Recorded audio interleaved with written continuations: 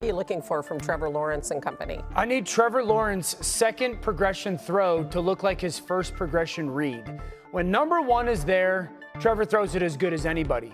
But still looking for the consistency of, I go to number one and I set to number one and he's not there and he gets to number two, which is the right read. I want the throw to look like he's the number one read, meaning I want it to come out with consistency. I want it to come out with conviction. I need the ball placement to be premier. This is a defense in LA that it's going to give you completions. It's not an overly aggressive one. They play with the proper leverage, but they're not an incredibly attacking one. And when Trevor has to kind of move his feet or kind of get to that second or third progression, mentally you can tell he's getting there.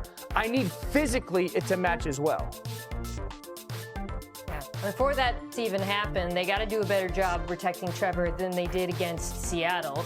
And for me, against this particular defense, that really starts with handling the Rams' five-man rush, which has been really good all year and was excellent, I thought, against the Ravens. Look here, you got Josiah Stewart lined up inside Jared Verse. So Jared Goff gets a one-on-one versus the tackle to force the incompletion. They use this constantly to get one-on-ones. Here, they're showing an all-out blitz, but then the two edge rushers drop into coverage. So this time, Cam Curl gets a one-on-one, and Cooper Rush goes running. Finally, this is just a four-man presentation, but they're going to add on a backer in this case, and once again, you get that one-on-one for Jared Verse. When the Rams rush five pass rushers this year, they are getting pressure 52% of the time, which is the fourth highest rate in football, and that is something in particular that Jacksonville is going to have to worry about in this game because it's so successful. Yeah, let's take, Dan, man. And Mina, do you like when they have Verse inside, though, and that stuff, or like, do you prefer him on the, I think it's better, much better, and he's much better when he stays on the outside. Yes. Yeah, I prefer him on the outside too. As you saw, like on those plays, he's able to use both his speed and his power, speed to power in those situations. So I like it because it crashes the pocket, and he's so good at it. Yeah, I want to take a look at our picks. It's really interesting because we're starting the show the right way on Friday. Even split down the middle. Good. RC and I are on the Rams. I like it. Dan and Mina on the how come the Rams? Real quick, RC. No, I just think that Sean McVay is going to figure out a way to find ways to score, and I still don't believe in Trevor Lawrence fully, and the Rams front has made this team so opportunistic to me in the way that they pressure the quarterback. Something crazy about the Eagles offense, last year, 2024, they ran the RPO 16 times. This year, they've run it 10.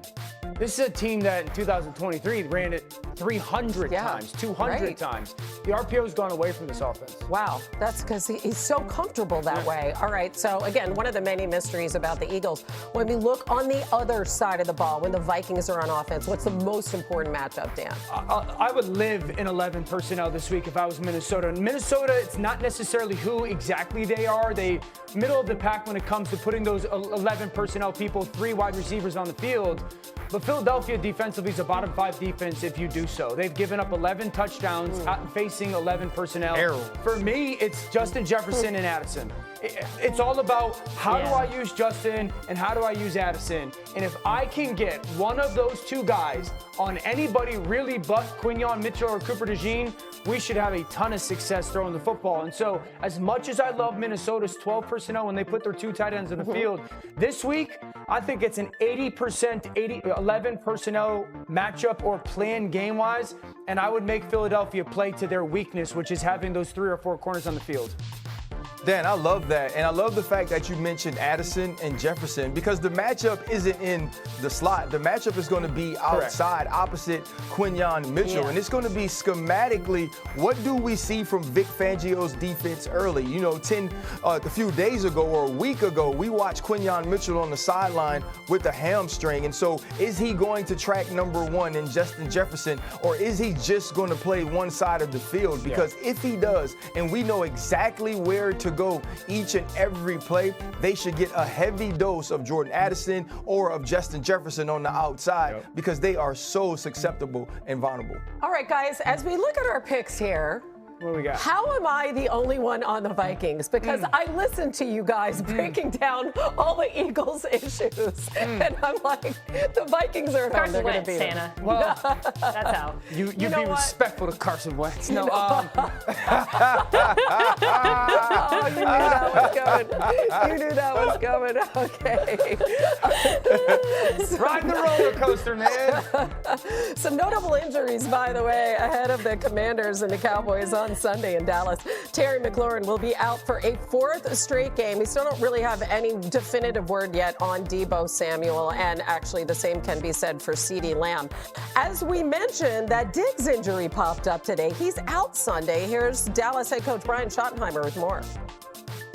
Trayvon Diggs came in this morning with some concussion symptoms after having an accident at his home. He's been checked out by our doctors and is in the protocol and will miss the game. Okay, very strange set of circumstances for this injury, RC, but they're already just flat out terrible this season. Now no Diggs. What does that mean? Sometimes when you're hanging Halloween decorations on your house, those ladders can get slippery.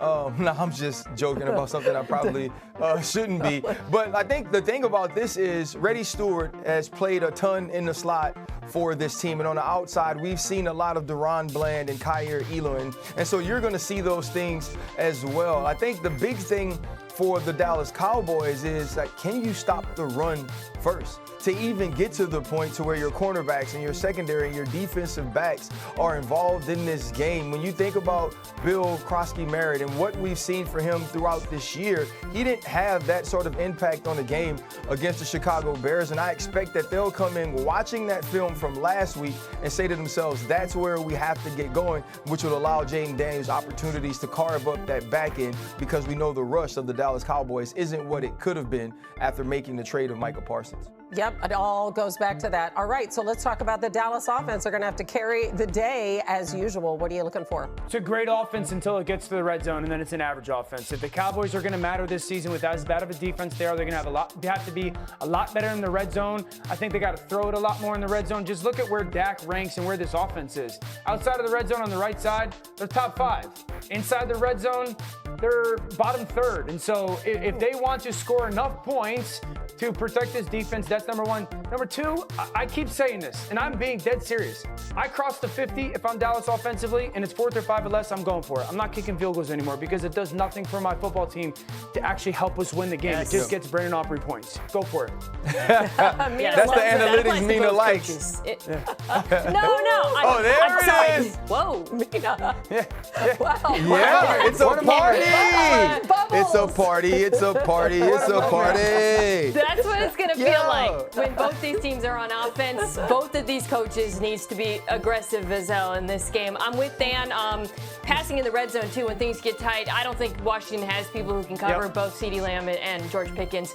But between the 20s, I do think they'll be able to run the ball really well on Washington. What we saw last week against Chicago was alarming off tackle, particularly when they got them moving from side to side. I think we're going to